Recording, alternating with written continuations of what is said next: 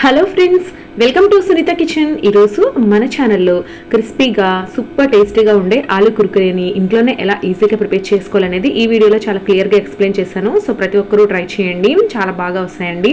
ఇప్పుడు తయారీ విధానాన్ని సింపుల్గా చూసేద్దాము. నేను ఇక్కడ 1 కేజీ బంగాళదుంపలు తీసుకున్నానండి. ఈ బంగాళదుంపలు తీసుకునేటప్పుడే బాగా గట్టిగా ఉన్నవి తీసుకోవాలన్నమాట.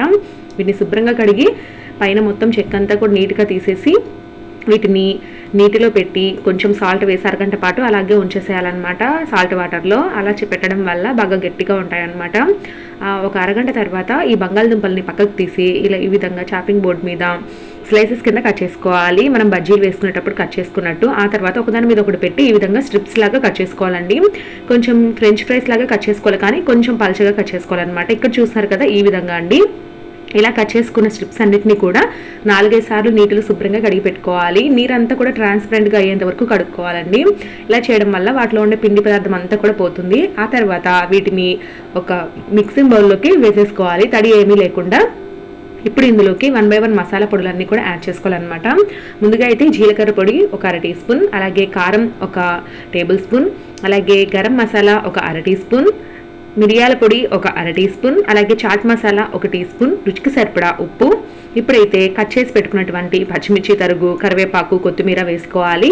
అలాగే వీటికి కోటింగ్గా మనము 2 టేబుల్ స్పూన్ల బియ్యం పిండి, 2 టేబుల్ స్పూన్ల కార్న్ఫ్లోర్ వేసుకోవాలి, అంటే మొక్కజొన్న పిండి వేసుకోవాలి. ఇక తడి ఏమీ లేకుండా, అంటే మనం నీళ్ళు ఏమీ వేయకుండా ఇలా కలుపుకుంటే కనుక వీటికి కోటింగ్ అనేది బాగా పడుతుందండి. బియ్యం పిండి వల్ల క్రిస్పీగా వస్తాయి, అలాగే కార్న్ఫ్లోర్ వేయడం వల్ల వీటికి కోటింగ్ అనేది బాగా పడుతుంది అనమాట. సో ఇలా కలుపుకున్న తర్వాత ఒకసారి సాల్ట్ అనేది సరిపోయిందా లేదా అనేది చెక్ చేసుకొని ఇక మనము ఆయిల్లో వీటిని వేసి వేయించుకోవాలి. ఆయిల్లో వేసేటప్పుడు మాత్రం ఫ్లేమ్ని లో ఫ్లేమ్లో పెట్టుకోండి. ఒకసారి వీటిని ఆయిల్లో వేసిన తర్వాత 1 నిమిషం తర్వాత మనం ఇక ఫ్లేమ్ని హై ఫ్లేమ్లో పెట్టుకొని వేయించుకోవాలి చివరి వరకు కూడా. అప్పుడే బాగా క్రిస్పీగా బొరుగుగా వేగుతాయండి ఇవి. మరీ ఎక్కువ వేసేయకండి.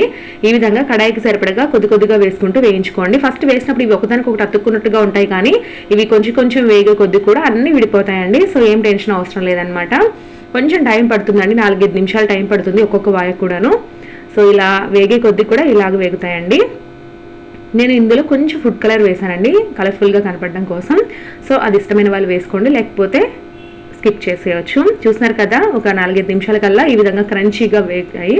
ఇప్పుడు వీటిని పక్కకు తీసేసుకుందాము. మిగతా స్ట్రిప్స్ని కూడా ఇలాగే కుర్కురే విధంగా వేయించుకుందామండి.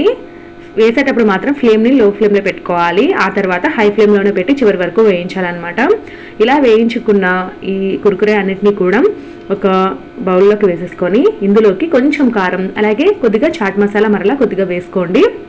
బాగుంటుందండి అక్కడక్కడ తగులుతూ. ఈ రెండింటినీ కూడా ఈ కుర్కురేకి పట్టే విధంగా ఇలా బాగా కలుపుకొని లేదా టాస్ చేసుకోండి, సరిపోతుంది. ఇలా తయారు చేసుకున్న కుర్కురే ఒక 20 రోజుల వరకు నిల్వ ఉంటుందండి ఫ్రెష్గా. చాలా బాగుంటుంది అనమాట. ఎయిర్ కంటైనర్లో పెట్టుకొని స్టోర్ చేసుకుంటే పిల్లలకి ఈవినింగ్ టైంలో చాలా ఈజీగా ప్రిపేర్ చేసి పెట్టచ్చు. వాళ్ళు కూడా చాలా ఇష్టంగా తింటారండి. సో చూసారు కదా ఫ్రెండ్స్, ఈ వీడియో కనుక మీకు నచ్చినట్లయితే వీడియోని తప్పకుండా లైక్ చేసి మీ ఫ్రెండ్స్ అండ్ రిలేటివ్స్కి వీడియోని షేర్ చేయండి. Thank you for watching.